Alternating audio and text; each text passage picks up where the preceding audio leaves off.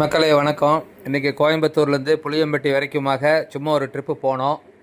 ஜாலியாக ஒரு ட்ரிப்.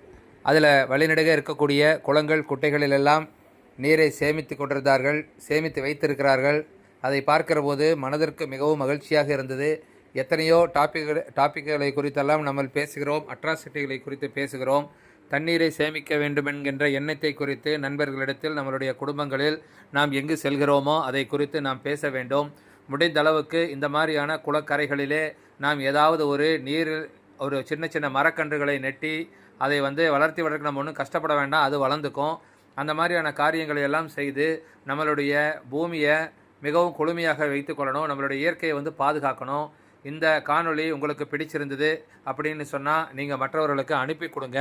உங்களுடைய குரூப்பில் இருக்கவங்களுக்கு அனுப்பி கொடுங்க, உங்களுடைய கான்டாக்டில் இருக்கக்கூடிய நம்பர்களுக்கு அனுப்பி கொடுங்க. இதே மாதிரி ஒவ்வொருவரும் செய்யணும் அப்படிங்கிறத நீங்கள் இன்சிஸ்ட்